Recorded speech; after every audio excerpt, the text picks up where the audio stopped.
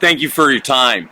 My name is Beitula, and this is Shooting from the Hip. I appreciate you being here. Please keep in mind what we are doing here on Bet On at Shooting from the Hip. We explore human ideas, philosophies, and noteworthy information. This exploration is us thinking aloud, a thought exercise, jumping into ideas and examining them, and then re-examining them. You will find we're prone to using adult language when expressing opinions. In keeping with that, you shouldn't believe anything we say. We are not experts of any kind. We're just having fun with these ideas, philosophies, and information, in the hopes that you will find it fun, interesting, and entertaining. We encourage you to invest time in searching out these subjects and come to your own conclusions. Now on with the shit show.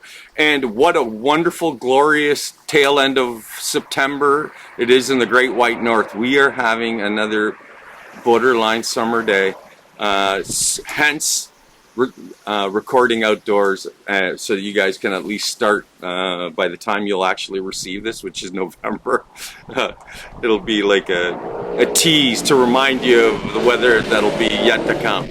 Now, having said that, on today's episode, we're going to be discussing UFOs and UAPs and a novel written in the late 60s by the name of Passport to Magonia, From Folklore to Flying Saucers by Jacques Vallee. So we're going to try and cover all that stuff because all of it does really relate. And I think that as far as researchers go in that field, he's done a pretty good job of addressing the phenomenon based on the reoccurring details within the experiences people have with the phenomena. So I hope that doesn't sound confusing, but those details paint a picture. And again, in terms of accuracy, it really is an interesting thought exercise. But excellent car. But I wouldn't say it's the definitive truth, because again, it's his ideas based on the details of experiences of the phenomena, and those details that are revealed by the people who witness it, and if there's any like footage or camera evidence. Excellent, dumb check. So at any rate, it really is a fascinating subject. Couldn't be more timely.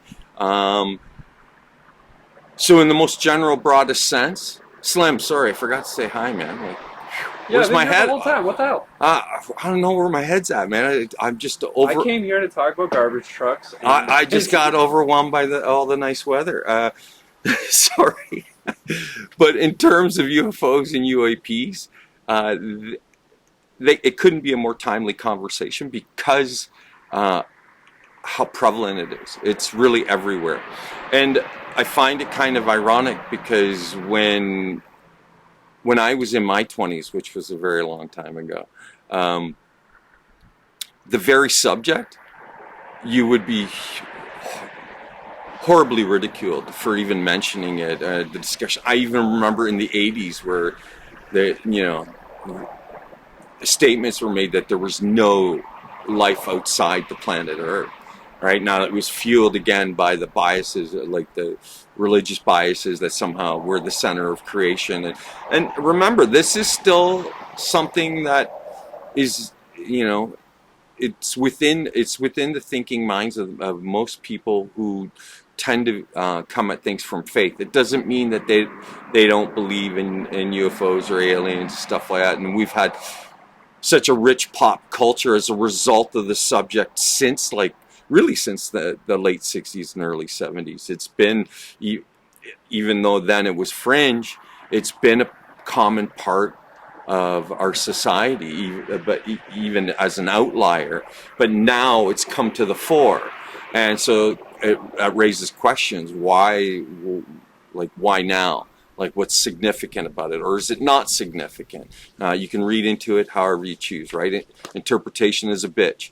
And so if you play that game, you can read virtually anything into anything that's going on. And all I would say is that the best way to approach these things is to try and be open and thoughtful, and then be discerning, all right, and look for as much evidence as possible. Unfortunately, this is a subject that's really sparse in terms of evidence. There's not a lot of it, so that's kind of what we're left with. So let's just start by, like, I want to get it out of the way. The very definition of UFO and UAP. So UFO, it was the traditional way of referring to sightings as unidentified flying objects, and now in the more current times, it's been essentially like rebranded as unidentified. Thanks, man. Unidentified anomalous phenomena, right? Because again, we can't even be certain that they're flying, right? Like, what if the ultimate truth is it's just something that you pick up in your visual acuity? It's in the sky, but it's not a substantial thing. What if it's something that's phasing in and out of reality? So then technically it's not flying. The crazy thing about it phasing in and out of reality is, like, it goes from, like, something that we would consider not real but tangible once it chooses to be. That's very strange. We have no other things that do this kind of cross-dimensional shit, essentially. Well, or like that fade in and out of reality, which is a common occurrence within any kind of those sightings, that they just blink out of existence. Now, whether that means they've faded out of this reality into another reality, or they moved so fast that you can't see them move, right? Which again is also a possibility. And the way these things move, they don't disturb the atmosphere in the way that we experience with our level of technology. So sonic booms are created once you break the sound barrier. Well, these things are moving 10 times faster than the sound, the speed of sound. So, and yet they create no wake. There's no, there's none of that would signal that they're moving that fast. So then the question is, are they really moving, or is it just the way that we interpret it because of the limits of our perception? So, got anything you'd like to add to that? Yeah, I was thinking, unless it's, such a large array of just different hoax videos, it's doing something unnatural. Like, as far as we know, there's very few things that do anything like this unless it's in, like, a quantum level. Like, we're looking at particles instead of, like, entire bodies, like crabs. Right. Like, if you see it dive into the water, if it were to slow down, have any sort of resistance, that's something we expect. But like you say, going 10 times faster than a sonic boom, yeah, and something should happen unless it's a camera trick or fucking black magic. Or a technology that you could only loosely define it as technology. Phasers, right? And oh well, but what if it's something that's like it's a material object in part, but it's fueled by, like, say, psychic energy. So then it's part of the body of the thing, or part of its function, or part of what it is. It's just mental energy, or just energy, and with a lattice work that all the energy kind of surrounds, and the lattice work would be like the nuts and bolts part of the machine, and the machine responds. It doesn't, as an operator, you don't have controls. You just think what you want, and it does what you think.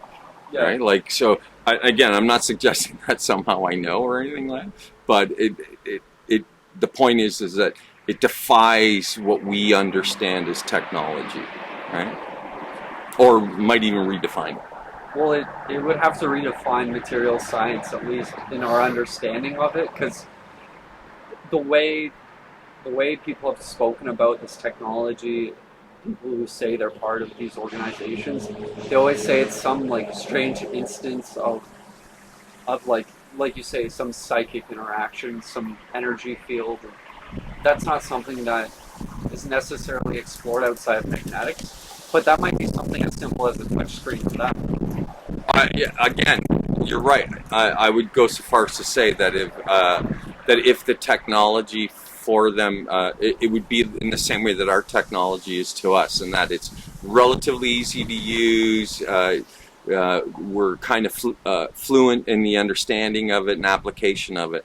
While these things would, if anyone was, if a person or a thing was employing them, then they would be, one, easy to use, two, within reason, and they would be able to apply them in that usage with relative ease, right? So again, it speaks to maybe the level of sophistication of the actual occupants and users of these things, right, versus us, right? Because we use ourselves as a reference point when trying to understand something, Right. right? So what if it's so radically different than what we are, that we're a poor choice as a comparison or a reference guide, that we don't adequately meet the sophistication of what it is that we're talking about, right? And remember, these things, for all intents and purposes,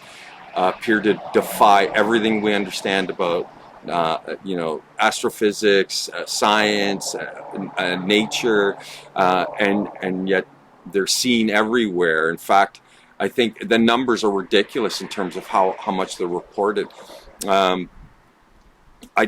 can't speak to the actual numbers, but even in China, they have an unusually high number of the general population, like who are members of UFO organizations, and they're constantly reporting stuff and cataloging information. So their numbers are even more significant than ours. And that was just something I recall, that, you forgive me, I vaguely recall it from something I watched on YouTube.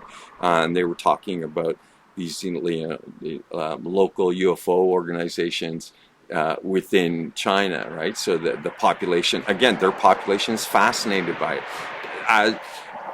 I don't know that we are, because I don't necessarily hear people talking about it very often, but it's not the kind of conversation you just kind of randomly bring up either, right? So even as relevant as it is, and you get all these platforms now that are referring to it, from some of the most famous ones like the Joe Rogan podcast, but even old school legacy media, they do a good job of paying lip service to the fact that this stuff is real and it's prevalent and it's happening, right? So then the question becomes, why is it happening? Why now, right? Or is this just part of the natural course of development, right? And so there's a whole bunch of things that we're going to explore in conversation. But right now, I would like to try and sum up Jacques Vallee's book, Passport to Magonia, From Folklore to Flying Saucers, and then we'll get into all the wild speculation and stuff like that after the fact, right?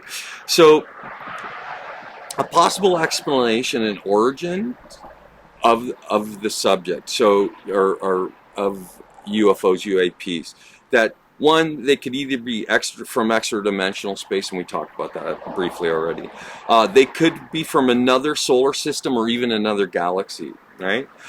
Three, they could be from realms that are not three-dimensional realities like ours. So we've discussed this before, but the DMT realm, they could be visitors from the DMT realm, right? And so they wouldn't. So if they were traveling out of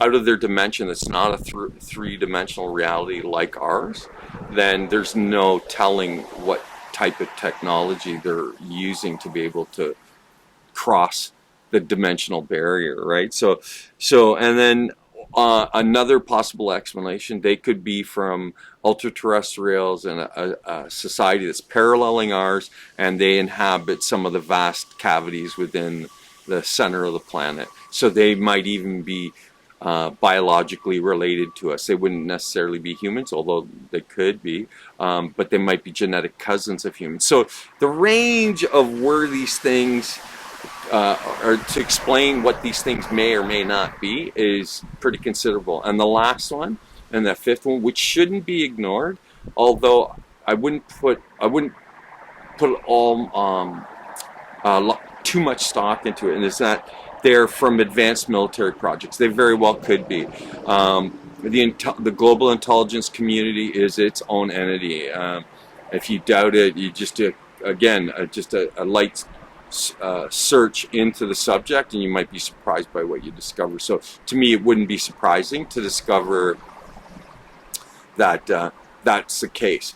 I subscribe to the idea personally that all 5 of those things are likely, and if not likely, they may even all be happening all at the same time. So then that would even speak to how much more relevant and significant this time is. So it's a confluence of all these things. So all these potential origins and explanations could all be at work at the same time. Why not? I mean, isn't the basis of most sci-fi tropes like that? The aliens come in virtually every form you can imagine. Yeah, in my mind, I want to reason out why some of these things wouldn't happen, just for the ease of going, okay, back to normal life. But there's too many times I've heard people use like kind of ignorant excuses, like they'll say something, something Fermi paradox, they wouldn't be able to get here in time, blah blah blah. I'm like, that's such an antiquated notion. Well, I mean, there's some value in the idea of like crossing the vast distances of space. So it's not unreasonable, but if we're talking about advanced technology, then that would be just another hurdle to be overcome. Right, but like you said earlier, there may be you could see it as non-corporeal, but they exist outside of time, like this extra-dimensional being. And if that's the nature of how they exist, it wouldn't necessarily mean that they need technology even to get here. It might be like so it's like a psychic construct. Yeah, the Olympics of the psychics. It's like, hey, go talk to the monkeys. If you can do that, you win a gold medal. Yeah, it's just as likely as any of the other explanations. Because the fact is we can't determine what it is very specifically. And I think part of the failure is that science and religion have done a poor job of explaining what this all is, because my personal feeling is that both those institutions are dogmatic and largely self-serving, and their best efforts are kind of limp dick kind of explanation for what all this is. So I think it defies everything that they think. Yeah, not to be disrespectful, but it seems like there's this course of, we didn't know, we didn't have the right people in place to check it out, blah, blah, blah, blah, blah. And then things get kicked down the line until they're convenient.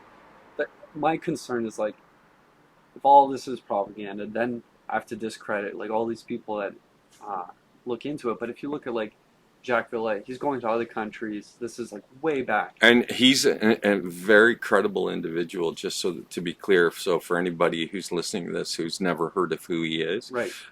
He's a tech entrepreneur. He was he was instrumental early on in the development of like mainstream accessible computers.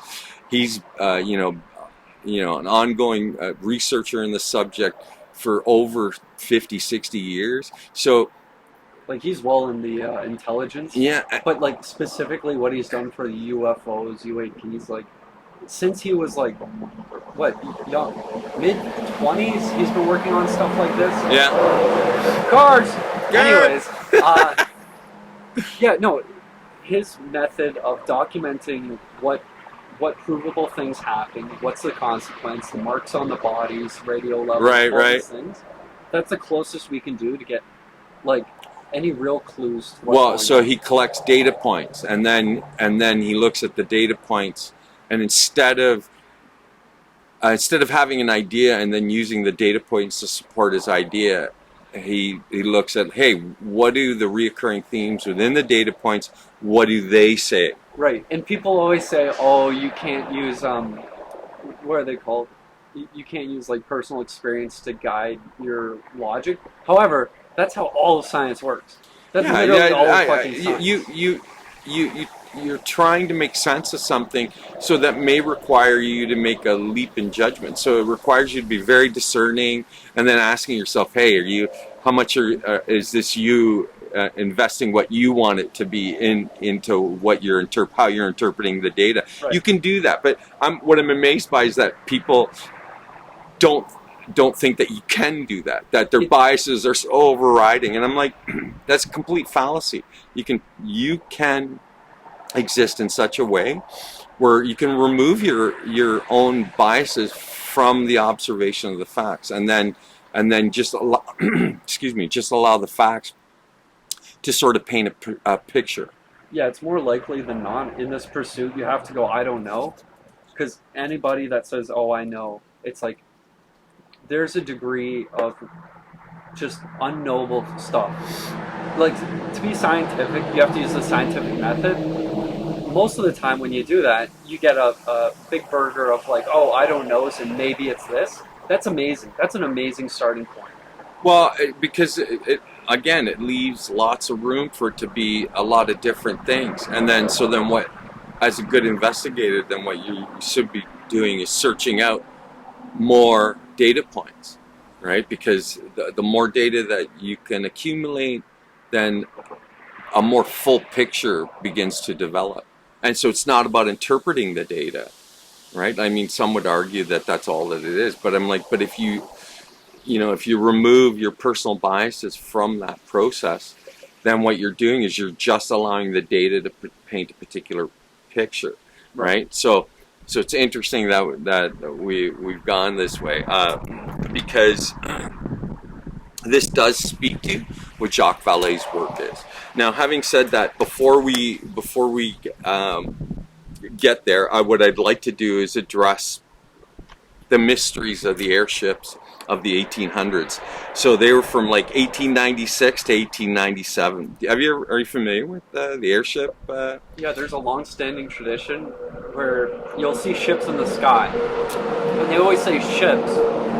Even older traditions say like, oh, it was a turtle, oh, it was a Pegasus, it was this or it was that. But the strange thing is, there's something flying in the sky.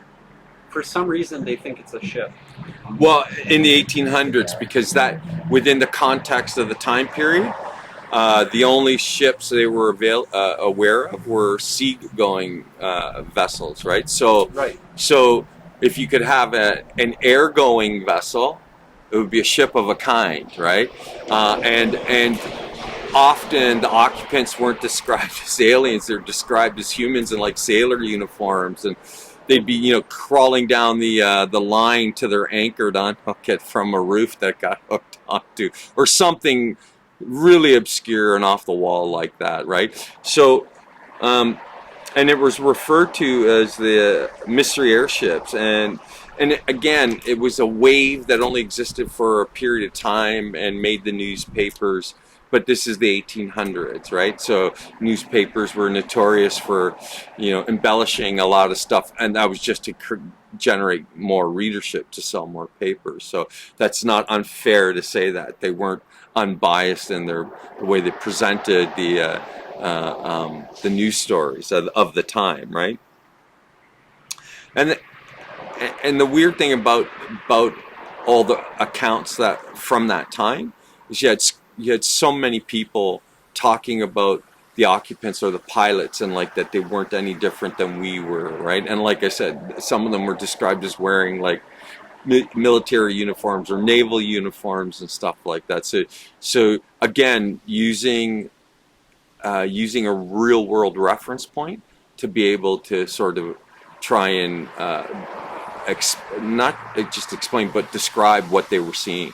And right. Understand it. Yeah. Some of this stuff is just, you wouldn't understand. Well, like the 1800s, it's the midst of the Industrial Revolution. Machines are just starting to become prevalent, and the telegraph is now a very fast way of communicating across nations. So it's really the advent of it's the beginning of what's going to lead to the technical age that's going to allow for all the wonderful stuff we experience and the ability to do exactly what we're doing right now today. Like, this is all a result of that. So it speaks to, and the only reason why I bring it up is it speaks to the phenomenon moving through time with us. Oh, I can add to that too. Go ahead. Hermes infamously rides a chariot of fire across the sky. He's a human god in the shape of a human. Before that, there was traditions that said there was it was like a, I think it's called a carapace, like the turtle shell, Yeah. and it would have people on the carapace, or like something about the turtle in the sky in their mind was like, oh, it's swimming across the sky. Well, in India and the Vedic traditions, I know they talk about Vimana, and the Vimana of that's referred to in their ancient writings. They were from the description, they you could only sum them up as being like some form of airship and stuff, and again they told fantastic stories with these things interacting with humans and waging war with each other and flying cities and all that stuff. So I mean, again, tropes within modern day science fiction, and that goes back to some of the earliest traditions and writings of human writings. So this idea of us being paralleled by something isn't new, but it's only say within the last 100 years that, or maybe even less than that. Like, yeah, maybe it's fair to say the last 100 years that we started looking at it in a more serious way, going that this might be saying that there's always been a presence that's not us, that's been moving through history along with us, right? So again, I don't presume to know, but that's, at least in terms of like the conversation, that's obvious to me. You got any thoughts? It's just how much of the conversation seems to change over time, because as there's more discussions about it, there's more insights to be had. But public disclosure, it's been too slow in my opinion. But I'm only 25. But the amount of conversation now that the subject is generating, Right. Again, in traditional legacy media to the internet, it's everywhere now. So Yeah. you'd have to be like hiding under a rock not to have some level of awareness of this, right? I'm just saying, like, I'm 25, so from my perspective, all of time is 25 years. Excuse me. I don't know where that came from. Thank you. Sorry. The aliens did it. Teleport a booger in there. Hey, something like But yeah, for me, like, my experience is only in the past 25 years. You could argue 20 years of that I'm more like involved, of course, but disclosure has been way too slow for me. Just the concept of, oh, it could be real, that should be the basis. It should be, it's impossible. Just to be fair, there are other researchers who study the subject other than Jacques Vallee who bring really significant insights to the subject. I'm not going to start naming and stuff like that, but if you do just a random UFO search on Google or YouTube, you'll be floored by the results, right? Like, yeah. So again, it couldn't be more relevant and timely than it is now, and the fact that we're having this conversation. Yeah. Like, I keep saying, like, I'm very antsy about it. I wish there was more of it, but the thing is, there has to be an uncertain amount of time. Well, the thing is, even though that we're now commonly addressing it and speaking about it, we don't have definitive answers. So we're having a conversation about something that really is just teasing us. We never we don't really know what it is and what it's doing. I think the idea of like slowly leaking information to like make people comfortable with it, like it's everybody heard of this in the movie Paul, like the alien. That was a funny movie. Yeah, he even mentions like, oh, it's a slow drip of information. Personally, I believe if there was any solid evidence, or if there was any solid like bodies discovered, there would be riots. There would be something so tragic. See, I disagree with that. I think that like I think it's only partly true. I think most people are probably have been so well indoctrinated that they'd probably manage the the realization that like there's aliens, there's ultra-terrestrials, extra-dimensionals, whatever. Yeah, that they would manage it just fine. They would go to sleep, no problem, get up, no problem. Now, having said that, there would be a portion of the population who would not be able to manage it and might actually go the cognitive dissident route where they just completely deny it. Even if it's right in front of them, they just ignore it. And, you know, here's the thing. We're in a transitional time. And as a result of that, it's chaotic, it's random and radical. And so there's some people who are just not going to be able to deal with it well. And they're going to succumb to it. There's no avoiding that. So there's no such thing as like a right time. Right. Right. So either you're doing it or you're not doing it. It's just it can really be reduced to being that simple. Right? So again, we started talking about the airship mysteries, and again, it's to illustrate how it's moved through time with us. In the 20th century, in World War II, and the Pacific and European theaters of war, they often just talked about round glowing fireballs known as Foo Fighters, and reported by Allied and Axis pilots, right? And gremlins. So it doesn't matter how and where we are in the course of the development of the society. It's manifesting, right? It's manifesting within the lexicon of the society itself. It's inserting itself into the zeitgeist of the society. So, and right down to like,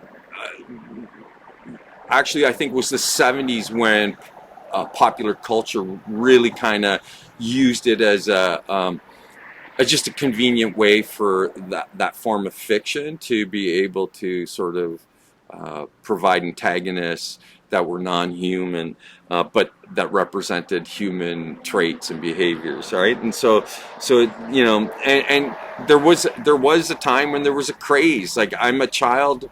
I was born in the mid '60s and the early '70s. Like in 1975, I was 10 years old, and I remember it well. Like that.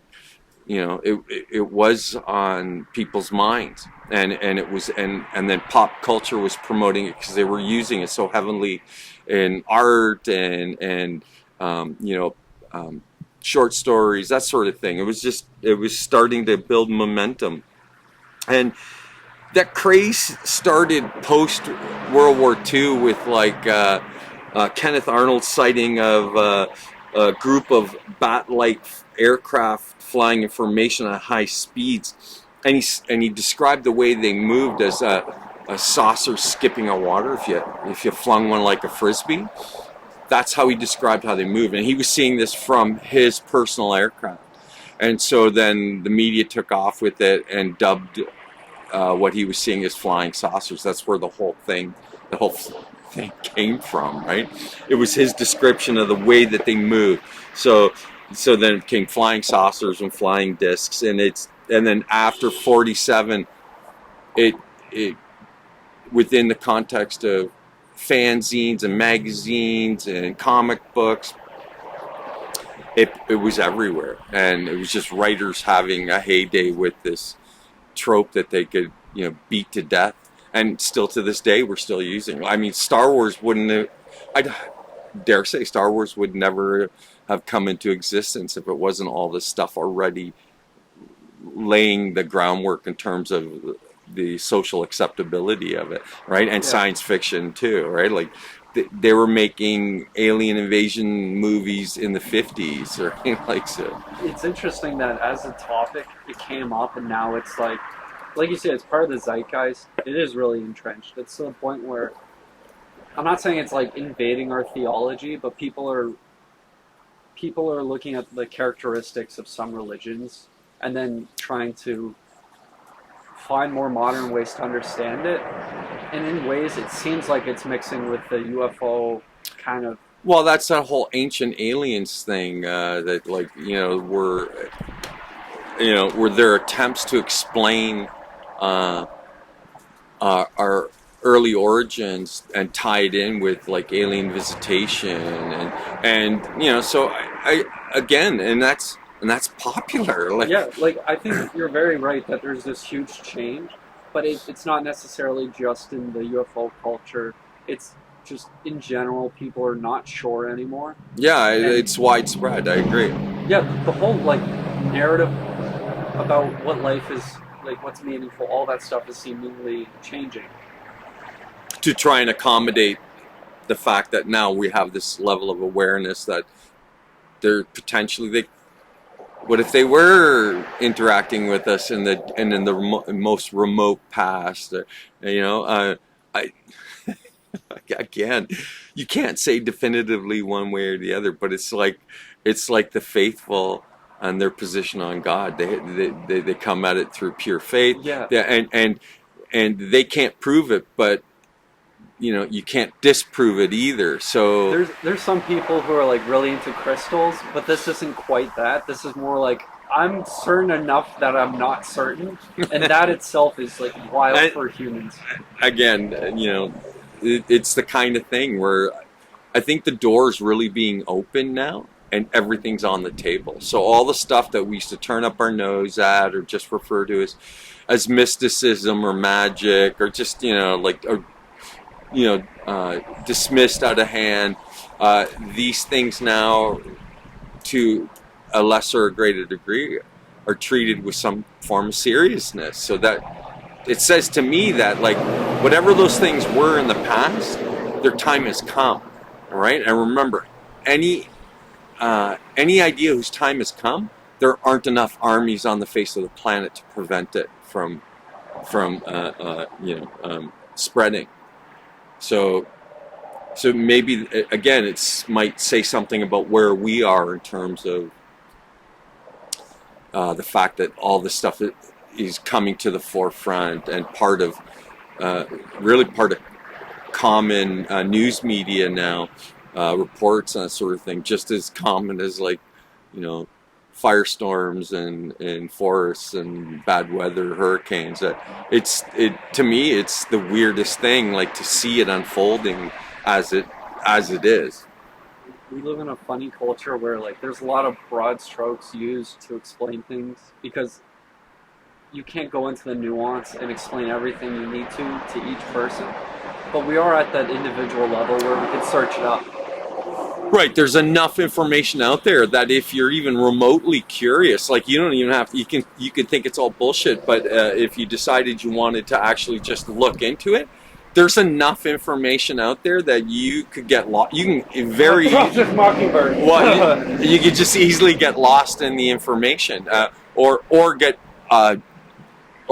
to be overwhelmed by the information. Yeah, there's a lot of overwhelming information too. Yeah, man. So maybe, and to me, I go, what if that's the point of it all? Yeah, because we keep going like, oh, it's non-corporeal forms, or maybe it's like a government project, maybe it's this. You say it could be all of these things, and I totally agree. But it's like, people are so uncomfortable not knowing the ratio of like, okay, is there 1% real aliens? Is it 50% a different country? Is it 50% America? So maybe then the reason why we're so saturated with information about it is to ultimately numb us to it, so that when it comes clean, so that it's the powers that be trying to get out in front of this thing and control the narrative, and then we're so desensitized to it that whatever it is that we're like, right? Yeah, I know this is weird. We treat it incidentally. Yeah, I know this is a weird bias to have, but there's a steak shop near near Uptown, and I'm thinking, you know, this is where people have their daily commutes. This is where I go for my walks to get my Tims. Shout out Tims. You know, I don't want this thing being publicly advertised. I think it's okay to, you know, have those feelings. It's very natural. But to promote like these skimpy outfits, like literally 2 blocks away from a middle school, it's like, this is socially strange. Oh, come on. Stop being such a prude. I'm going, look, there's no ignoring the aspects of what we are. It's all dependent on how flagrant you are with it. So if they're kind of subtle about it and not in your face about it. That's the thing. It's a stag shop. It's Well, very but in who your face. cares? Like, again, it's getting lost in these details where I think that you do yourself a disservice, right? Because it's easy to get to trip over that stuff and then lose sight of you know a much larger perspective. And this subject reeks of it, right? So people get too caught up in individual details to go here. There's something from the broadest perspective. There's something else going on beyond what people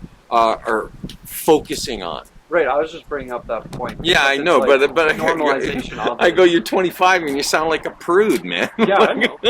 No, I just think it's strange because that's. It's not strange. It's society. How many cities have like streetwalkers, entire districts where less than desirable things? It's a part of cities and society. Yeah, I'm not doing the what about it. No. There's a lot of weird things out there. Right. So all I'm saying is, you need to be discerning so that you're not getting caught up on things that might not be relevant. How relevant is that? Is it really affecting you in a negative way? Hey, come on, right? I mean, relative to like aliens living outside of our vision, or living among us and influencing us. Like, you can get as paranoid as you want about this. The fact of the matter is that you can interpret it in any number of ways. So, you know, that they're like suffering from some kind of like, you know, they've a genetic kind of dead end, and now they're using us to try and invigorate their own genetics so that they can have like. You know, I don't know, continue to exist without this genetic dead end. So now there are these hybrid humans and aliens. You can get as nutty as you want with this stuff, and I'm not even suggesting that's not the case. But what I ask is, where's the evidence for that? Where are the hybrids? Right. like so if they're doing that and they're trying to insert them into society to slowly overtake our society, where are they? Oh, I want to make a joke, but it's not nice. I like your idea of the whole, like, if their genes are degrading and they need to come back to fix it. Yeah, they're in a genetic standstill or a dead end, like that. You know, they don't have enough genetic diversity to keep functioning as a species. Like, so that means that essentially nature's chosen them to die off, and now through technology. This is their desperate effort to try and marry their genetics with ours, right? I don't even know how that works, like in terms of compatibility of genes and that sort of thing. But again, I you know, like, my questions are fair, but I don't mean to sound dismissive of the idea. What if it's the truth, right? Like, I mean, there is a precedent for things like that where you do have to mix your DNA, or else it's going to degrade over time. There's stories well, as human beings, we do that. That's why we don't breed with siblings and stuff. Like, it's because you run a risk of like insufficient genetic diversity producing like mutations that are not beneficial, not like X-Men mutations, like where you have people who are not functional. Cyclops, how did you get your powers? Well, my mom and my no joke. Yeah, so I think it's really beneficial for humans to crossbreed. Like, this is getting far afield from the subject, but I would just want to say, I'm just going to sum this up in total. Genetic diversity is what makes a species robust. So the more diversity, the greater its constitution is, and how robust the species is. Yeah, so it's a solid question. Yeah. So if that's the explanation for the downfall of an alien species, then it's not unreasonable for them to seek the idea that they might seek other compatible genetic material so they can have greater degrees of genetic diversity, right? I think humans have the right idea. We should be crossbreeding from every corner of the planet, right? And we do. Yeah, like everybody's a quarter and eighth of something. Something, right? So anyway, okay, I think we brought that thread to a close, so I'd like to move on to the UFO scare of Washington. in 1952. Are you familiar with this? The one that hovered over and landed on the Oh lawn? no, that's a movie. Oh, am I thinking of when Mars attacks or whatever it's called? No. I can't remember when Mars attacks. Like I did see it, but I don't remember if they land on the White House lawns. I may have. For me, it was Klaatu Verada Nikto, right? Is that is that way out of your league? Yeah, that's way. That's playing on. What was the movie? The Day the Earth Stood Still, right? And it was a black and white a sci-fi movie, and I loved it as a kid, right? There was this robot occupant to a saucer, and then this guy who you couldn't tell he was humanoid because of his helmet. You couldn't tell what he was until he removed his helmet, and then you go like, you're a fucking human being. But again, it's the limitations of movie making. But in 1952, there was this scare in July 12th to the 29th where a series of UFO sightings were reported Washington, D.C. and became known as the Washington Flap. The Washington National Airport sighting, or the invasion of Washington.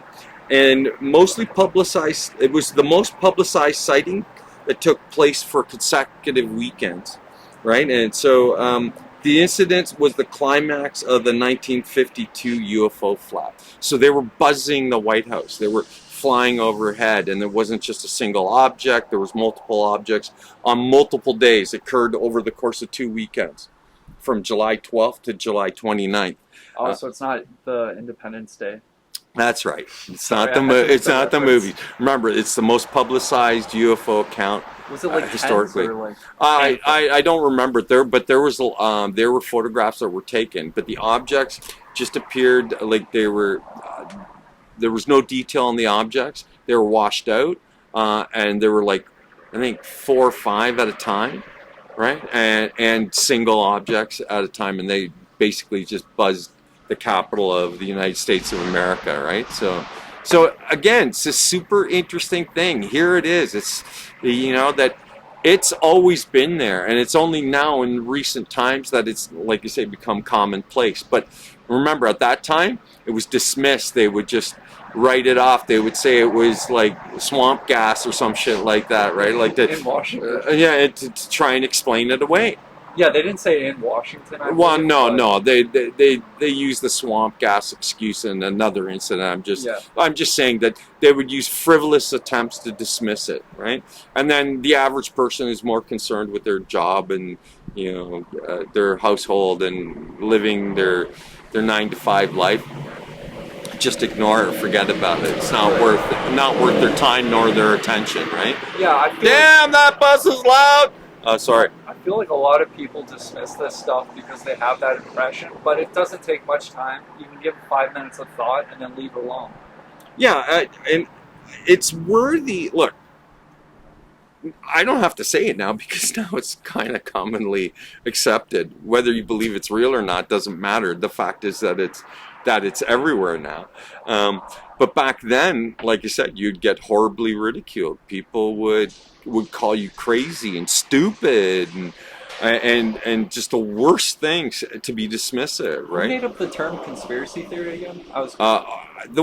I can't confirm this, but I think it was the intelligence community trying to shut down individuals. So to use it as a pejorative or a negative way to refer to somebody that somehow they were mentally deficient because they were right. And now we're finding out that was mis or disinformation. So I think it came about in the 60s, and again, don't hold me to that.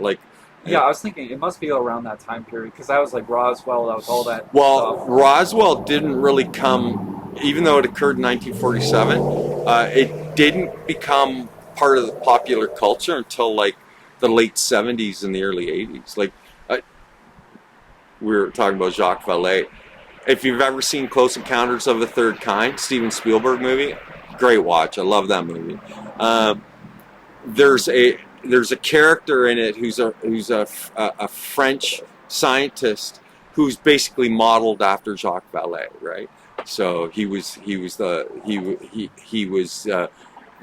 the way that he was envisioning that character and stuff. So and again, it's a fun watch because movies essentially about like first contact, right? That's really like if you're trying to sum it up. Sorry, spoiler. It's really about first contact between humans and whatever these extraterrestrials are, without going to the lengths to try and explain what they are. Right. Right, because you can't really do that. Well, yeah, and they do it in such a dramatic way that it becomes this fun adventure, right? That leads up to first contact. So I like the movie so much. I still own a DVD copy of it because periodically I like to watch it because it's very suspenseful. It has so many thriller elements to it, and again, he brought all this stuff into a sci-fi movie and made it just a great experience. So Richard Dreyfuss, the actor, is fantastic in the lead role. If I'm remembering this correctly, this is the one where he plays tones on a piano to communicate with the Yeah, ship. yeah. It's excellent. As far as I remember, most of that movie was just them trying to get to the place to contact it. Yeah, where the first contact was going to occur. Yeah, that's the basic premise of the movie. Yeah, so like the whole movie was essentially just a human experience. It wasn't about some weird aliens. Right. They just showed up and they're like, "Hey guys!" And again, probably why the movie did so well in the box office and why it was a summer blockbuster, because people could relate. They could relate to the people trying to come to terms with this fantastic thing that's occurring to them. Like I said, for me, growing up, it was like an essential watch, right? Because there wasn't a ton of science fiction available in terms of like movies and stuff like that in the 70s. And what there was blew our minds, right? And it opened the doors for much more complex stories and much more and ongoing trilogies, like you can think of all the franchises, Star Wars, Star Trek, all that stuff, right? Even Battlestar Galactica, Buck Rogers. Those were things that we experienced watching on TV, and again, we got absorbed into it. So I think it speaks to this underlying fascinations that humans have with the subject itself, this very idea. That's why I disagree that like if we suddenly learn the truth, whatever it might be, that people couldn't handle it. I think that's bullshit. I think it's just another excuse for why they won't come clean. Oh, you can't handle the truth, right? I do believe there's a lot of people that are going to just go crazy. You may very well be right, but I don't think it's going to be a majority. I think it's going to be a minority. Even if it is 30% of the population that just can't function, can't deal with it, and mentally break down. I would assume it's less than 30, but... Well, but again, like just throwing out numbers. Yeah, it right? depends on circumstance. Like if they come and they're like, "Hey, we're gonna be best friends," versus, "Oh, we're gonna enslave you all." You're our meat. We need to eat you. Yeah, then I'm freaking out. Well, then you could see everybody freaking out, right? But again, I don't. Even though that's been a trope within science fiction, like I love the Aliens franchise, where the xenomorphs they're just basically biological weapons of mass destruction. I think, which I thought was a brilliant idea. Again, it's just super fascinating and terrifying at the same time. But it feeds into like the thrill of like trying to discover the unknown, and essentially the entire UFO UAP subject. That's what it is. Even with somebody like Jacques Vallee, who's been a lifelong researcher. I think he's in his 70s now, and he's been doing it, like you said, since his 20s. So this is, it's people gravitate towards it because it's the unknown, because it's exciting, and because we don't have any clear kind of definitive answers. I think that's why people gravitate towards it. That's why they find it fascinating. I mean, don't you? It's not why you sit there and go like, you might lose sleep over the fact that like you're going like, well, what if they are out together? Honestly, that's the most comfortable thought. It's like, that would be the easiest one to deal with, right? Yeah, these dudes phase in and out of reality. I'm pretty sure my like kitchen knife or my toy sword isn't gonna do crap. Well, again, we can't be certain that they're hostile or anything. They might just be just as curious as we are. They might not need genetic material. That could be all part of like the mythology that's grown up around the subject. Because remember, in the 50s, there was lots of abductees, and that kept lingering in terms of like UFO reports and accounts right up until the 70s and 80s, and then from the 90s on, like it's almost seemed like there was a downturn in that whole abduction phenomenon that was part of the UAP phenomenon. That now it's kind of quieted itself, but there's no, again, there's no telling definitively what's going on. Now, having said that, we're going to jump into now Passport to Magonia, from Folklore to Flying Saucers by Jacques Vallee, because he does speak to, it's not definitive, but more of a complete explanation of the subject matter itself, right? So, and it really is worthy of your time. I highly recommend it as a read if you're just looking for something to bend your brain. It will absolutely service that. So now, having said that, in 1969, he publicly stated that the extraterrestrial hypothesis was too narrow and ignored too much data. And what he meant by that is that somehow we were equating the UFOs to a material reductionist kind of technology, like airplanes, the way that we understand technology, and that kind of view, and that the view that they were aliens from another world, was a too narrow way of looking at the subject. I think for the most part that was done to discredit it, because if you understand some of the things it does is not possible without our understanding of physics and our understanding of material science, then you can just go, well, since they're physical beings, they're not real, because they can't travel, they can't do this Faster than speed of light, yeah. But, and if you move at the speed of light, then right. time dilation kicks in, and right. if their planet is 100,000 light years from here, it'd take 100,000 light years to get there, and then 100,000 light years to get back. But if they took the accounts from the perspective of these people that were, shot with radiated beams and whatever they said they were. If they took their account, they could have gone, okay, this thing is clearly, because of the way it travels silently, because of this, because of that, it's clearly not physical. Now we can go, or okay. entirely physical. It could be partly physical. Yes. And that's the point that Jacques Vallee made, that they ignored too much data. And he explored commonalities between UFOs, cults, religious movements, stories about demons and angels, ghosts, cryptid sightings, and psychic phenomena. Right. So he drew from all those things that usually are kind of treated as separate things, and he was like, well, what if they're not separate things? What if all that stuff is the same thing, just different aspects of the same thing?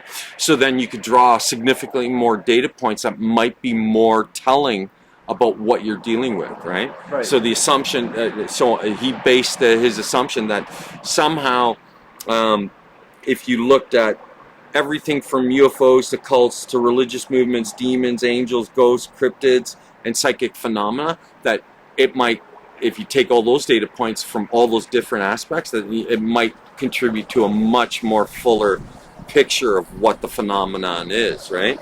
So his speculation about these potential links was detailed in his third book, the one that we're talking about, Passport to Magonia, right? And the fact that the beliefs identical to those held today have reoccurred throughout recorded history, and we did try to establish that leading up to this point of the conversation. Where we go here, throughout history, it's been there, and then now and then in the 70s, it became part of pop culture. Actually, you could even say from the 50s, right? So for the last 70 years. We've been entertained by it and exposed to it. So what if this is just the evolution of whatever the phenomenon is, right? So, uh, so he, uh,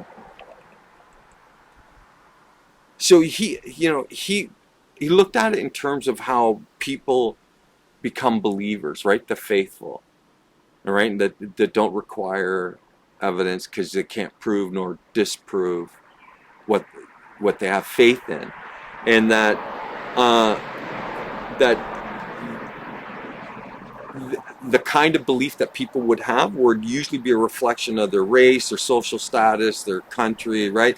Those things would contribute to the way that they interpret the phenomena. So their biases, right? So they become slaves to the interpretation that's filtered through their biases based on like things like country of origin, you know, genetic diversity and social status, and all these things were impacted it. And the central theme was visitation by an aerial people from one or more remote legendary countries.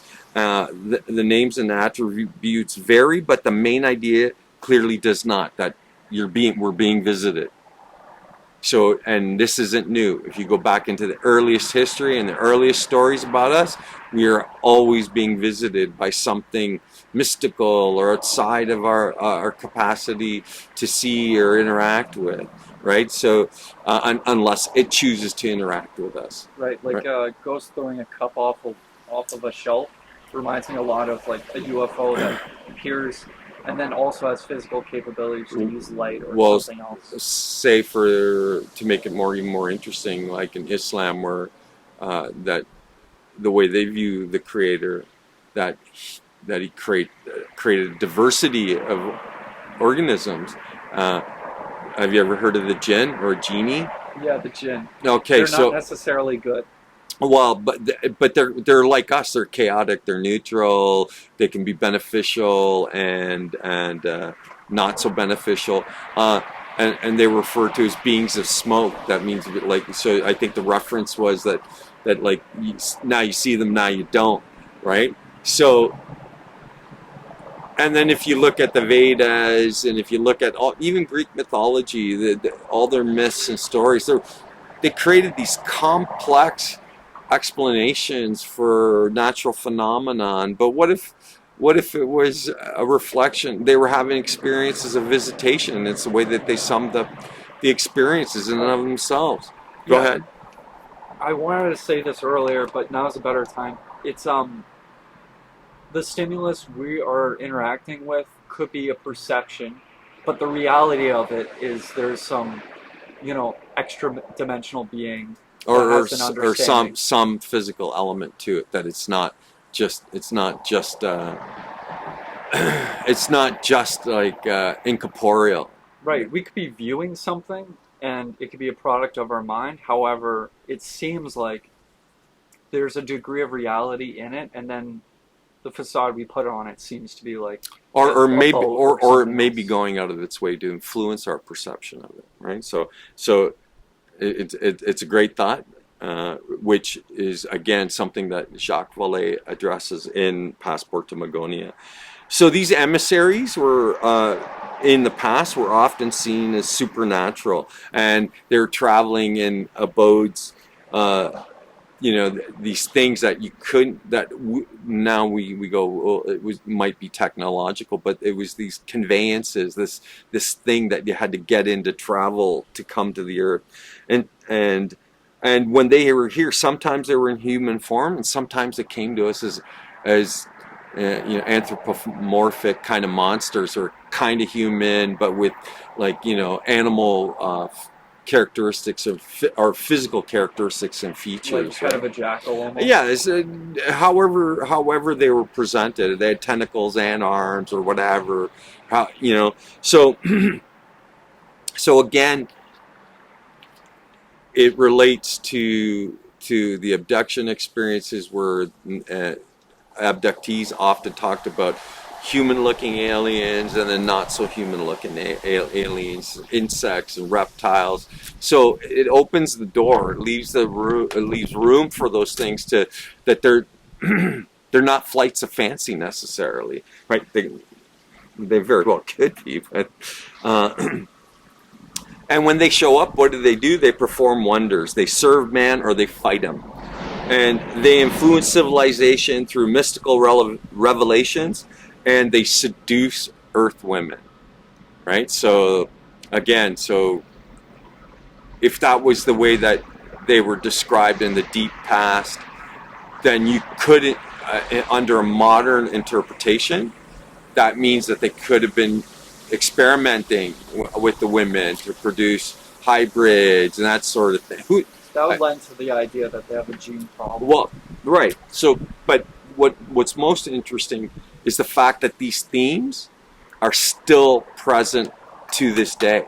Right, like the characterization of what's going on seems consistent, even if the behaviors necessarily aren't. Like, one thing I was thinking of before is like the metaphor is almost one for one. If you do a magic trick in front of a dog, like a disappearing coin, it's just gonna lose it. It's gonna not understand. And it seems like we have a similar relationship with these beings. It's beneficial, but also like it swats at us. You know, in some cases it's deadly. But so right, it could be a case of, again, how we relate to other animals within the animal kingdom who have a limited degree of awareness, but we have a greater degree than them. And so then it's not unreasonable to think then there might be complex organisms that have an even greater degree of awareness than we are capable of, and that very likely we couldn't relate to them because there's no common ground. So when they try to relate to us, they do it in terms that we understand, because they make it relevant to the way that we conduct ourselves, our behaviors, the very things that we do. And so then it makes it relatable for us in an attempt to try and understand what they are. But it again, may not be accurate reflection of what they really are. Yeah, like historically there's a lot of weird geometry that's brought up. It's like, how do you associate that? How do you characterize that into like a reasonable human form? It's like we don't have that. Like I said, this is probably much larger than our imagination can allow for, right? So, and then because of that, then we can only ever glimpse it. We'll never see it in its entirety, right? That we're only going to get a limited expression of whatever this thing is that we are encountering, and has been moving through history for the last couple thousand years, if not 4, 5, 6,000 years. It's been moving with us. So does it surprise anyone that then the ancient aliens idea springs up, right? Like, because it's an easy way to kind of explain it without actually having to offer up any definitive real explanation or evidence. It's just an idea, right? But it's an idea that's founded on this understanding that we've had this presence moving with us through time from our earliest times, and us at every stage of development attempting to explain what it may or may not be. Now, we definitely lend to this idea of like the great teacher, the great father, like this concept of it's just going to show us these tricks that are a little bit out of our wheelhouse, and then we expand, like we slowly. So maybe, what if the whole point is for all of this is for us to achieve a level of understanding that now we are capable of understanding now, right? Without losing a portion of the population in doing so. That could be why a lot of this stuff is found in theology, because if you tell stories, like we're a narrative species. Well, remember, that's 100%. So cults and religions arise out of these ideas, right? Did you know they actually wanted to make like a cult, or they suggested, this was in the States, they suggested making like stories and like a cult around atomic waste sites. That way, far into the future, they would be able to go, hey, you know, here's an area, it has bad juju, don't. Like, that was their plan, to make sure nobody touches it for thousands of years. Yeah. To make a cult. Yeah, that's kind of clever, but again, it's the kind of thing that I'm like, I understand their logic, but I don't really see the benefit in that you create a mythology around nuclear waste. I go, here's a more novel idea. How about investing some fucking real research and research dollars into figuring out how to make the radioactivity go away, radioactive material, how to break it down into its constituent parts so that it's no longer radioactive. Like, Yeah. so the idea that like you're gonna create a mythology as a warning system, to me, that's silly. It would work if they had a ton of resources and time and No, it's still, even if they developed it really fully, to me it's ultimately still silly. You'd be better served sticking all that money into the research of radioactive materials and isotopes and how to prevent them from or stop them dead in their tracks from being radioactive. I think agree. there's way more value in again supporting science to that end than there is in and again creating another cult or quasi religion around radioactive waste. I mean, it certainly shows the thinking of the time. Well, like I said, to me, it's the kind of thing where you go like, you know, it's not even commendable. To me, it's so ridiculous that I go that here. That's avoiding solving the problem. That's avoiding it and putting it on somebody else's hands. Going, well, maybe they'll know more later down the road, and then they should do. Well, here's a novel idea. Why don't you do something about it right fucking now? Right? Hey, I can guess your opinion on cryogenic freezing already. I'm like, look, if we learn to master and unlock immortality for humanity, I'm like, if that's where the science is going, there might not be any way to prevent that. But for anybody freezing their head or freezing their body in the hopes that some future date they can be thawed out or their genetic material can be used to recreate their body and somehow that they could their consciousness could be downloaded into their body or revived. I'm like, that's incredibly fucking vain. You'd think if there were, like I said, like this great teacher, their concept would be teach a man to fish and they'll eat forever. Instead of just giving them the fish, it's this idea of they're raising us to be self-sufficient. Maybe. I again, like I said, to me it would make more sense that they make some kind of breakthrough in science that allows for us now to be incredibly long-lived as human beings. So there's no stemming that development especially once it's occurred. So once it's in place, then anyone who wants it, they have access to it. So that's different than this idea that you're hinging all your bets that at some future time that's going to happen and that they're going to be able to address your death or you succumbing to disease and then revive you so you can continue living. I mean, Yeah, like out of all the heads, I'm that important. If that's your deal, that's your deal. I would never turn my nose up at people. But if you're asking what I think it's incredibly vain. I think that it's you ignoring the fact that a natural part of the process of being here means that at some point you're going to expire. We're designed to be temporary until we are able to hijack our own evolution and we can direct our own evolution so then we can make ourselves unnaturally long-lived, which would become our natural state. But it doesn't mean you won't die. It just means that now you can live like in a youthful body for hundreds of years. To me, if that doesn't seem unreasonable. But what seems unreasonable to me is the idea that somehow you're going to prevent yourself from expiring in this reality. Even if you have the benefit of 1,000 years, you can live 1,000 years and at the age of 35. I'm like, well, that sounds like a great deal, but you might not make it 1,000 years. The tragedies of living, the weight of being alive, in 1,000 years, you could potentially master everything, but you may find it a burden and then want to leave. right? So because like after you've learned everything you could learn, and produce as many children as you could produce, and have as many life partners that you want. You're married for 100 years and you have 10 spouses, and from each of them you produce a couple of children each. And they go on to live indefinitely. There you go. Your genes are propagated into the future as well as you.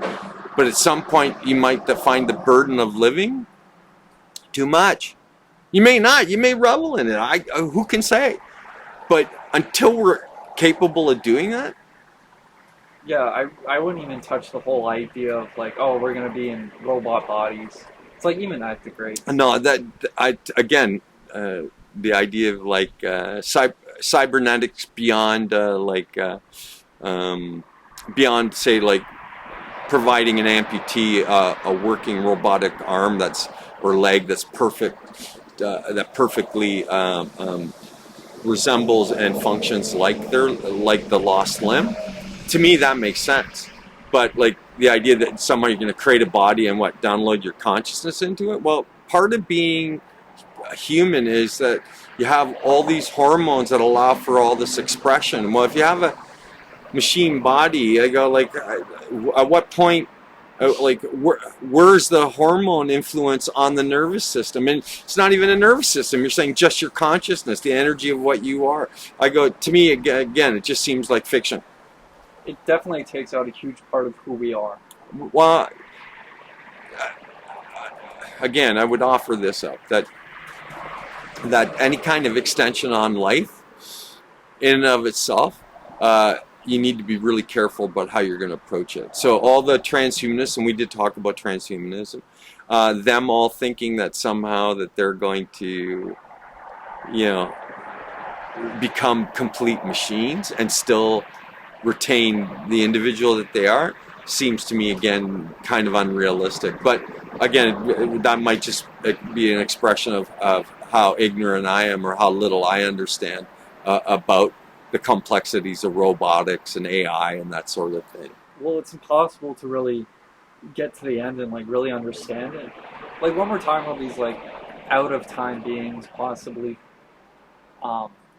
If they're out of time, they could be future versions of us who've cracked these codes, who've done these things. Yeah, that's possible. I was just thinking, to understand where they're coming from seems so far removed from where we are now. We're still trying to understand, like, I'm having the perspective, like, how much of this is real, because I know. Well, that's an interesting question, and I don't think you can. To be fair, I don't think you can definitively or accurately answer it. Even within an individual's own experience, they'll have to question it. Yeah, 100%. I completely agree. Okay, so getting on to the passport to Magonia and Jacques Vallee's point. His seminal work changed our understanding of the phenomenon. And anybody interested in the topic, I think you can't help but encounter his work or bump into him, because he's cited, he's cited by so many mainstream contemporary researchers of the subject. He speaks publicly in the mainstream. So I think he's really shaped the way we look at, in current times, the way we look at the subject.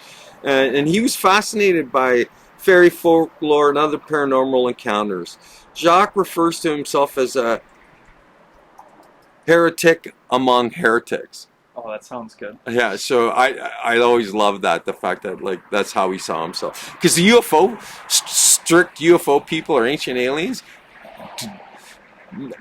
I shouldn't say they all do, but there are many who disagree with him, right? So and their view is that it's nuts and bolts spacecraft and they're aliens from other planetary systems, and that's it. Like it's that simple, right? And again, I think it fails to take into account all this nuance which he's expressed, right? Yeah, I'm not sure if you'll recognize. Well, you'll definitely recognize the name, but if you recognize the references, like a lot of these things do line up with like Warhammer 40K.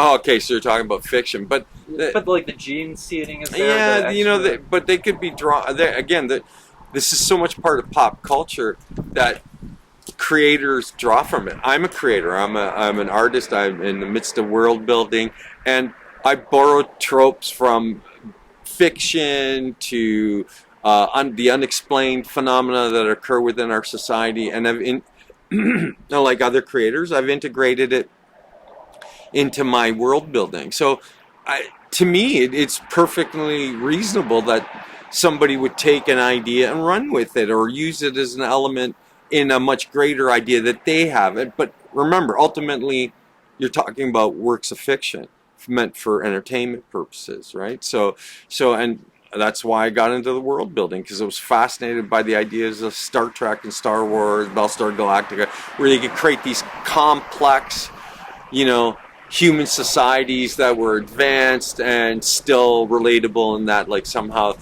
you know, you could as a person living in today's society could relate to it, right? So I think there's value in that, because it's a great way to kind of flesh out any kind of speculation, right? And it doesn't matter if it's true or not. The point is for it to be interesting and at the very least entertaining, right? So anyway, so Jacques Vallee's view of the nature of the UFO phenomena, UAPs, they only ever present in such a way where they just enough so that we're able to witness just enough, that but not to make any kind of definitive discernment based on what you're seeing, right? So it's vague. It's always and he's saying that's telling that maybe they're trying to present in such a way so that they're intentionally vague. They don't want to be detailed in the way that they present. So that's why the phenomenons, we never get like perfectly detailed picture, because when you try at that point, you're trying to this is what I've heard from some who've had the experiences. You're trying to take a picture, you get a clear image, and then the moment you take the picture, it does something where it fluctuates or phases in such a way that it distorts the image. The focus of the image. Yeah, so you never get a perfect image of it. So Jacques was looking at that going, that's telling. So that it's playing with us. It's playing with our perceptions. Yeah, a lot of people will go like, oh, you know, they're spying on us. What if it's that? If they're doing espionage, they suck. They really suck at it. Like, there's no way. In my opinion, there's no way they're doing this and giving us little breadcrumbs like, hey, look, we go in water. Hey, look, we travel at, you know, X speed. Like, I want to go, this is propaganda, it's fake footage. But until I look at the videos and, like, really dissect it enough, like the Tic Tac video, there's an argument to be made that it's a camera effect where it's moving the opposite direction, blah, blah, blah, blah, blah. Or it could be a drone. There's a lot of ways to explain it. So I don't think this is what I'm saying. I don't think you can rely on any one explanation. And then the fact that it's doing this, right? It's gaslighting us. Right, which is a funny way to like introduce us to concepts of like, hey, look, we unfocus your camera. Well, we appear as blurs. But then the question is, why are they gaslighting us? Right? And it's to manipulate our perception, right? To have an influence, right? Yeah, but is that because we're not ready, or no? We have no idea what it could be. They might have their own agenda. It might be a result of their own agenda. Going here, they're easy to manipulate. Therefore, we should. Yeah, maybe there's too much to speculate on for this. Yeah, I don't think you can definitively say one way or the other. We should do a whole podcast just speculating on why would they be here. Well, we kind of covered most of it now. But speaking to that, so if they're gaslighting us, it might be also to bring to our attention the fact that, like, not only are they here, but that there's something going on. And what do I mean by that? Like that. I don't know how familiar you are with the intelligence community and independent finance, but do you know who Patrick Bet David is? Okay, so self-made businessman. Now he does podcasts, and he again, really insightful, very intelligent guy. And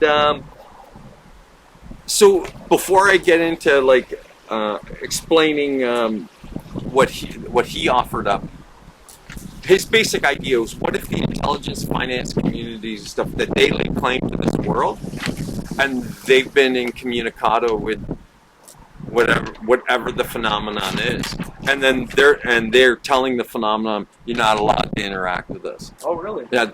So you're talking about wild speculation on what is going on. So what if they're being manipulated by elements within their own society, and these elements were part of the military-industrial complex and the intelligence community and the world of finance.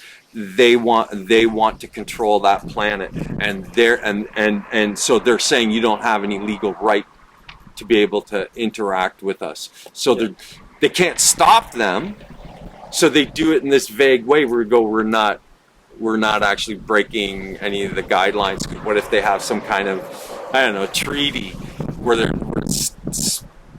specifically states that they can't directly interfere?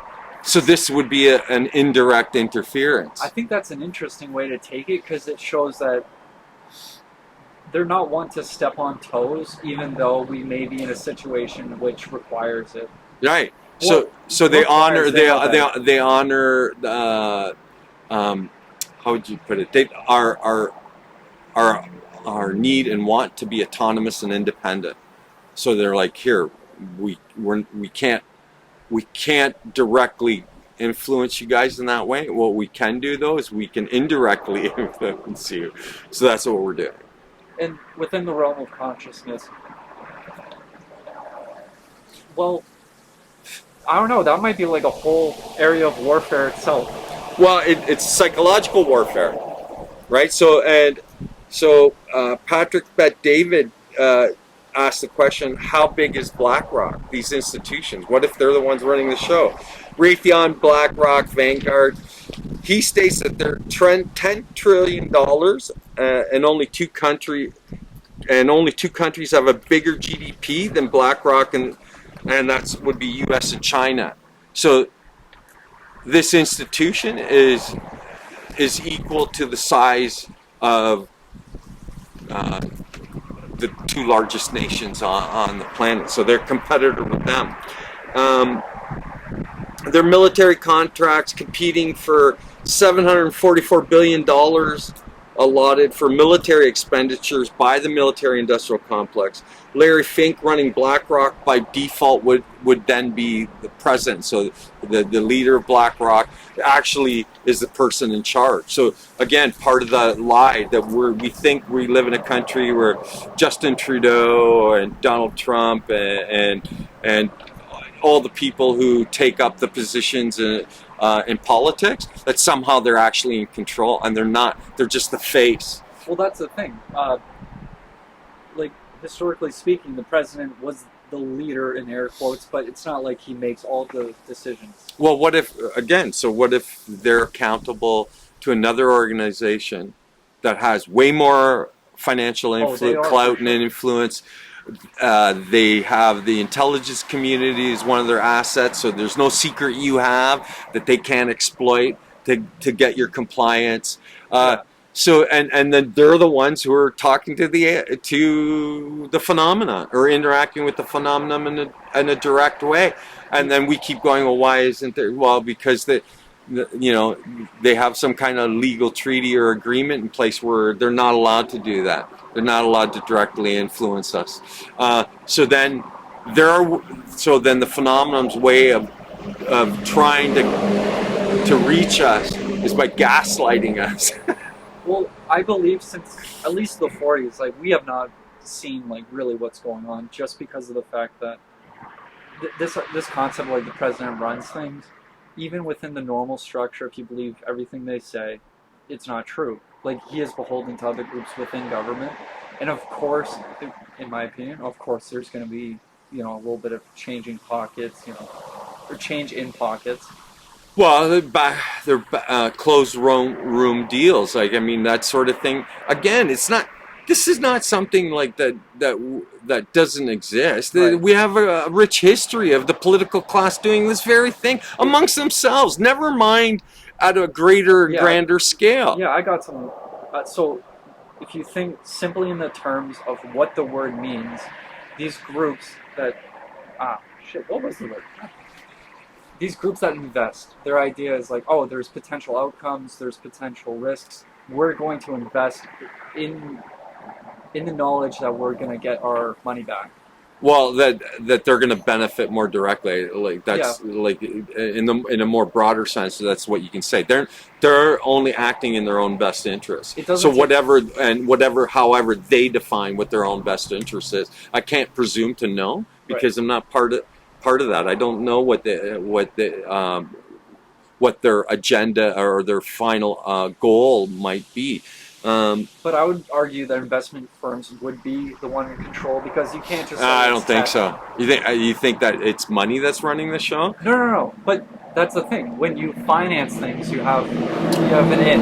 You have a way to like control. Right. I would say, if I was a betting guy, it's the intelligence community that's running everything, because they have access to all the intelligence of everybody. So that would be reasonable. Right. Yeah. So if the military and industrial complex is a standalone entity and the world of finance is a standalone entity, it's still made up of people who are flawed and do probably things they shouldn't do. And who would have access to those secrets other than the intelligence community? So then there's elements within the intelligence community that might be working with elements within the military industrial complex to those ends. But again, wild speculation on my part, right? Great science fiction. I mean, there's a lot of, like, Sid Bateman-Fried, the guy who ran this investment opportunity. It was supported by, like, news stations and all this stuff. Turned out to be a scam. If an intelligence agency was in control, they might do something like that for a cash grab, in my opinion. Well, they could, but I mean, how can? That's just, again, just an opinion. There's no evidence to support what you're saying, but there's no evidence to negate what you're saying. And I think the focus has to. You can't get lost in the details. That this subject requires us to have like really the broadest kind of view of the subject itself. That's fair. And just in case anyone doesn't know what gaslighting is, I want to actually read a definition so you can see why they would be implementing it, right? So it's a colloquialism that's loosely defined as manipulating someone into questioning their own perception of reality. And then the question becomes, so if the phenomenon is doing that, to what end? Why? So we just outlined, why they could. What if it was more sinister reasons? Right. That's not what it means. He is lying to you. It means something. Like, that's an example. Yeah, it's for a moment there, you're like, "What are you talking about?" That's what it means exactly. No, like I said, so there's no way for us to know. So, like I said, it could be them trying to wake us up, but it also could be them trying to shut us down, right? Like that if they're employing gaslighting, it's a technique often used by the intelligence communities to manipulate people. They also use narratives, changing words, things like that. But all of that is ultimately gaslighting, right? So for all you gaslighters out there, fuck you! Sorry. Garbage truck. Anyway.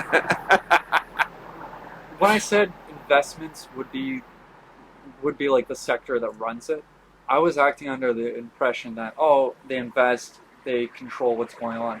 However, you're right. Like, there's no way that an intelligence agency wouldn't be ahead of them, because how would you know where to put your money? So yeah, that's why I'm saying the smart bet is that it's the intelligence community that's really running things, and then because it's a community, it's like, is there a single figurehead, or is it accountable to like a single individual? Which I part of me finds that hard to believe, but the idea that it could be a group of individuals, right? So that I find more credible. And then what would constitute this group of individuals, this council that actually influences or directs the intelligence community. So it could be members of the like highest ranking members of the intelligence community, and it could be a lot of independent wealth. Like when I say independent wealth, the most wealthiest people on the planet. All right. And they have the intelligence community, or the leaders of the intelligence community in their back pocket. Yeah, hypothetically. Yeah, again, could this be true? I don't know. Right. But it's not, if you follow the line of reasoning, it's not unreasonable. Yeah. But again, I couldn't say definitively, right? But again, great science fiction, right? How many times have you seen this stuff show up in the last 25, 30 years where the sci-fi, like, you know? So sci-fi was a great, unintentionally great education. I think the method of, like, how it could happen would be confusing enough that there's no clear lines. Like you say, it's not just one group. It's like a myriad of people that work together. Right. It's strange because that means there would be people in position of espionage, but they wouldn't necessarily be like high rollers. You might have somebody in accounting who runs a small firm, and that's just what you need to do, part of the business. Well, then you keep, because then everything's like basically, nobody knows who's who. Compartmentalized, right? And so in that. And a lot of, remember, the intelligence community, most of the intelligence communities are part of existing countries and governments. Well, what if they've all risen to a point where now they're like double agents? They work for their own governments, but they also work for this independent interest, private interest, right? So, and it's only at the top. So then from the top, they pass orders down along the food chain. And nobody knows. They just know that I'm supposed to do this. No explanation, no nothing, because you don't need to know. You just need to do it. There's a lot of arguments that people in multiple industries have been caught doing this, like being part of a larger game. And like hypothetically, you have somebody in Hollywood. Now you have the narratives. You pair that with like media control. Well, I think like the broadest perspective is you can't, like, we're talking about UFOs and UAPs, but I think it's intimately tied to every other aspect of our global society. And that none of it is accidental. I would suggest it would have to be in order to cover up something that large. I don't know if that you'd need to cover it up. Like I said, so at the highest levels, if they're in collusion, nobody below the highest levels even knows that they're in collusion, right? They're double agents. They're working for their government, but they're also working for these independent interests. And if it's the people, the highest ranking people, the middle guys don't know nothing. They still think they're just working for their country, right? So when they're tasked to do something, it's within, it's within their mandate. Then they don't think they're doing anything unusual. I think that's a great methodology because you don't have liars. You have people who are honestly doing their job, and then at some degree, you have some people who go, "Let me make this seem so ridiculous that even if people knew some information was lied about, they would still go to the president like, oh, that's insane, little green men. What are you talking about?" Yeah, exactly. So like I said, I think that this whole thing is kind of screwy, Louis. Right? Like, it's all intimately interrelated. And again, to what degree, I couldn't say. But from the most broadest perspective, and look as an outsider looking in, I go, none of this stuff is happening independent of one another. That it's all in collusion. The real question becomes, like, to what degree? And I couldn't say. I don't know. I don't have. I'm incapable of seeing into that network and that organization and see how they conduct themselves and what they're specifically doing. Yeah, we keep talking about what it seems like to us and what we could suppose it would be from that, but we're like two degrees removed, at least from the most like basic information besides what Jacques Vallee has laid out. Again, but we're basing all these ideas, and they're not conclusions, because conclusions mean you conclude that you'd have evidence that would bring everything to a conclusion. We don't. We only have questions. And maybe that's what's most important, is what limited details there are and what limited information is available to us. Then you're forced to try and make sense of it all, right? And so I don't think it would be disingenuous, and you do yourself a disservice if you adhere to any one position. Right. So I don't. So I'm open to all of them, and I'm not claiming one way or the other that one's more relevant or true than the other. Right. If somebody's putting out the perception that some beliefs are more silly than others, when it comes to this topic specifically, we're primed to gaslight ourselves, essentially. 100%. Like, ghosts are 100% separate from the UAP in most people's minds. Right. But Jacques Vallee said, what if it's just another aspect of the same phenomena, right? How's the appearance of a ghost any different than the claims abductees make of aliens coming in through the wall and floating their body out to... And we're not lucky enough to have those experiences. It seems like this. I don't even care to. I don't want to know. I don't give a shit. Like I'm. For me, it's more the greater investment is in training yourself how to be open and receptive to ideas that you don't even necessarily agree with, but to see how much validity there is in them, and then so that's all I'm trying to do. It's all I've ever tried to do. Is here. It's an attempt to understand better. That's it. Oh, if I can bring up a metaphor too. When they look for black holes, they're looking for the disturbances around the black hole. They're not looking for the thing itself. Right. It's kind of like we're smelling... You can't see it. Right. We're smelling a fire, but we can't see it. And right. We're trying to find the fire itself. Right. Like, we're that removed. Yeah. I think that would be like 2 or 3 degrees removed. Yeah, that would be an accurate depiction of like exactly what's going on.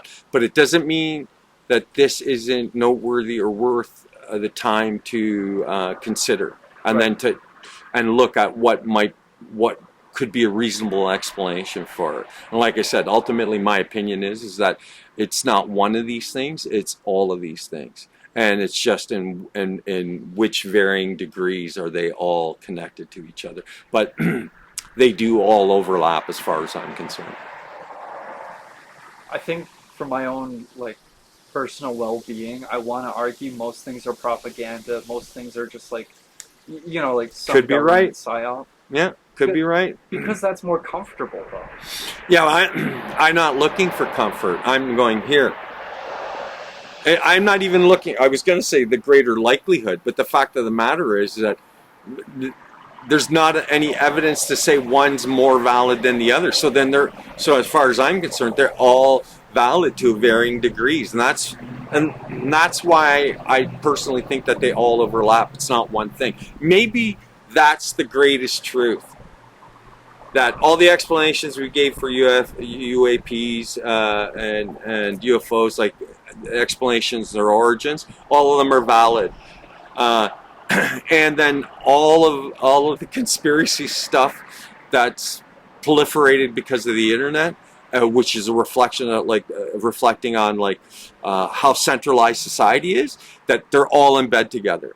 All of it's one thing, and we only experience it as individual things, and then we argue amongst ourselves whether or not, over which might be more valid than the other. When the ultimate irony is that it's all one thing, and that we're the biggest heel, we're the morons, because we think it's all separate things, and it's not. It's one thing. Worse than morons, some of us have shot at the fucking UFOs, allegedly. You think, flying spacecraft, I'm going to use my fucking 22 on it. That's genius. Well, again, it just speaks to how low level some of human intelligence is, right? A lot of that comes from emotional bias. Well, or they're psychologically and emotionally overwhelmed. Right. And so the only thing that they can do as a result of being overwhelmed like that is retaliate. Even if it's illogical. Well, it's completely illogical, but it's like an animal cornered and burying its teeth. It just wants to get away, Right. right? Have you ever had a ghost experience where No, I've never experienced any of the stuff that we're talking about. I have never directly experienced, right? And I always wonder. I go, why not me? Like, how? Why is it everybody else but never me? But I've never had, like I said, I've never had any mystical experiences. I've never seen things that I couldn't explain. All I've ever seen is just the things that we take for granted every day. Last night's sunset, for example, blood red sky, it was fucking beautiful. Like, those are the things I'm aware of. But all the stuff that we're talking about in the context, even in the podcast, right. everything that I cover and all the note packages I generate with regards to every subject that we look into, I've never experienced any of these things beyond the meditation.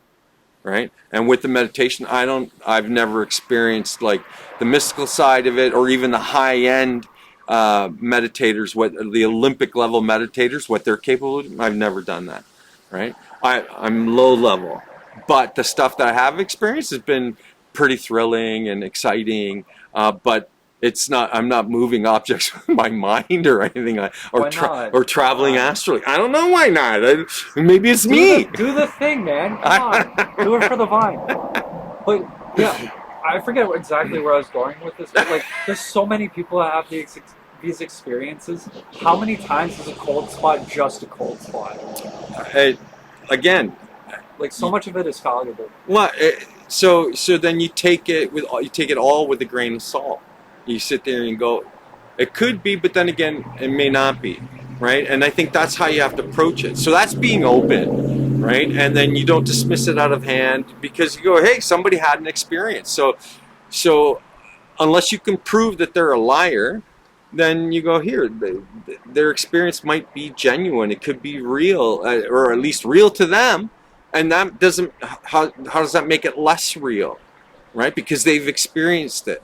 So I don't want to make them feel like they're crazy and they're stupid. I would rather do that if they presented a conclusion or made an argument that was completely fallacious and fallible. That I have no problem with, like, shutting down. But somebody sharing anecdotally an experience they had that's extremely unusual, I'm like, hey, I believe that they believe it. So it would be unfair of me to kind of just dismiss it out of hand. So I don't. But that doesn't mean I also believe them. That's fair. It just means that I maintain this position of I don't know, and I've said this endlessly in all the podcasts that we've generated, that I'm perfectly comfortable with the answer being we don't know. Right? And so I operate, more often than not, I'm operating from I don't know. So I couldn't say definitively one way or the other. So, and I actually try not to say definitively one way or the other, right? Yeah, best case scenario, like, assuming you meet somebody who has a fantastic tale, you go, oh, from their understanding that happened. Right. So the degree of the phenomena is going to be interesting or not, but is it true? Is it not true? Can't say. So instead of saying you're full of shit, I don't know, right? And that's more honest, right? It's way more honest, and for me, it's how I prefer to look at all these things. Yeah, because somebody can say, "Oh, a cup flew off my table," and you go, "Oh, that's it's crazy. Freaking wild!" Yeah. Can you do it again? Yeah, can you do it on camera? I'm thinking. Then there's other tales where people get abducted. It's like, sure. There's so many. There's so much stuff out there. I was going to say, regardless of how phenomenological it is, it doesn't necessarily mean the more crazy story is less or more true. Right. Like, the smallest thing could be our into discovering, like, a new thing of consciousness or material science or quantum physics. Right. Again, all those things could be at play because we still can't define what consciousness is. We can, like in a way that we can kind of all agree on, and it explains it to such a degree that it makes sense. Nobody's ever been able to produce that, except for the most arrogant, self-important selfish individuals who lay claims that they know, they absolutely definitively know. And I'm like, how can you, right? I Like, think you can characterize things and like categorize them by that, but that's broad strokes. sure. Like that's as far as you So can go. yeah, It's right, like and this. right, and so therefore you can't create like a definitive picture of whatever it is that you're talking about. That it's always going to be vague because the nature of it is we can't draw specific enough details from it to be able to definitively say one way or another, this is what it is or isn't. Oh, on that subject, I was gonna ask you if your meditation, from your experience, is like biohacking. Because I would argue mostly biohacking. I think it's not from my experience. I think when you look at all the studies and all the available research and really well written books on the subject, that's all it is. And so that the weirdest thing is then that means that in the deep dark past, where the origins of meditation come from, that they understood the way to access your psychological, biological potential was through this methodology, right? And there's varying degrees within the methodology, but essentially they're largely the same, regardless of which one that you follow, and all of them are biohacking. So how did primitive humans understand this biohacking? And my answer is that I don't know where the source of the information came from, but the reason they encapsulated it and put it in the hands of monks and philosophies like Taoism, the Shaolin practices, was so that it could be perpetuated forward in time, so it could come to this time, and that as a result of it being in this time, then we'd have access to this methodology that's timeless, and that would allow for us to access, again, all of our biological and psychological upper limits. And so what if okay, I'm just going to go out there and say this, and then I think I want to close on this. So that what if it's a product of the seeding of the past by the future, right? Because the way time, we only experience time linearly, cause and effect, right? Retrocausality. We're gonna do a deep dive into this. I already have the notes for this. About time? We're gonna talk about time. Woo. So retrocausality is essentially saying that you need a future event to influence a past event to create the future event. Yeah. So that means time doesn't move linearly. It moves in loops. It moves like in eddies and whirlpools. Like think of the way water moves. Yeah. So then, therefore, I'm going to just cover the grandfather paradox real quick, and we're going to close on. I was going to cuss that out. No, it's relevant. So the grandfather paradox states that you go back into the past through a time machine, you kill your grandfather, therefore you cease to exist. But the moment you cease to exist, you couldn't go back in the past to kill your grandfather. So now your grandfather reappears, and he, meets his wife, it creates one of your parents, and they create you. Right. And so then you're caught in this loop where the time just repeats itself. So it's like the question, which came first, the chicken or the egg? Doesn't matter which came first. You can't have one without the other. Right. I don't believe in the grandfather paradox, even though it could be reasonable that it happens in circumstances. But the idea that time has to be this linear interactive thing, it's like, no. If it was real, I would argue it's reasonable that it's like a huge zoo of, what are they called? Dimensions. And maybe, but now you're talking about like, this is a whole nother yeah, thing. yeah. Sorry. Again, which we're going to cover, the multiverse versus the block universe. We are going to explore all that stuff, right? Because the multiverse is, again, not definitive idea, hasn't been explored in such a ways that you can actually say that yes, it's real, right? So there's other interpretations of what reality or the universe is, or what essentially what the universe is. But we will cover that in a separate episode because that really deserves its own conversation. All right. Anything you'd like to say in closing? Or you feel like you've said enough? Honestly, it was a great conversation. I really liked it. I was thinking something along the lines of like, the meditation is an experience that you will understand has strange properties to it, but since other people can't go through the experience, I think it's called indubitable. They can't doubt it, essentially. They Well, just have to take you it don't. forward. I think if you're looking, if you have to come at it with the intention of just to do it, and then see what presents. So you can't come at it with any kind of preconceived notions of what it is and what it's supposed to do. No, I'm just saying, because you've done it, you've known the experience to the degree you've got it to. Right. But for anybody who has never tried it, they have no concept of it. Right, but again, like I say, you do yourself a disservice if you come at it with like an intention. I want to produce this effect. I want to move objects within your mind. A lot of these ideas, I feel, have comparisons to that, where it's like there's so much not known that you have to kind of go in and experience it and go.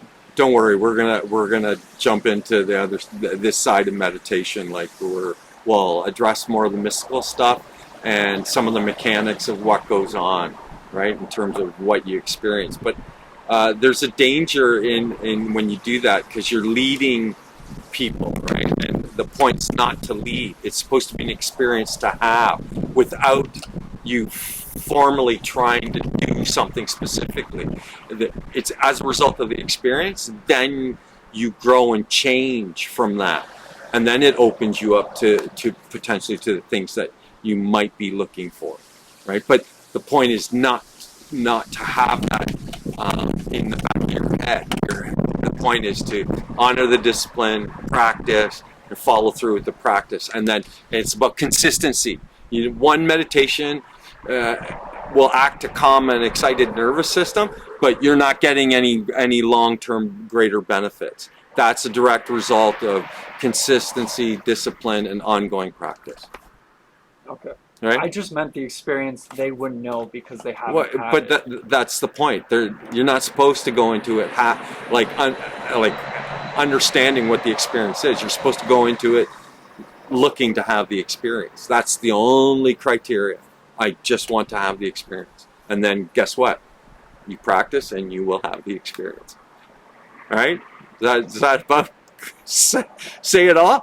That sums it up? Okay. So why don't you say goodbye to all the nice people? See you guys next time. Bye, all the you nice people. So in closing, I would like to say, question everything, including yourself, especially yourself. Seek balance, seek knowledge, seek understanding.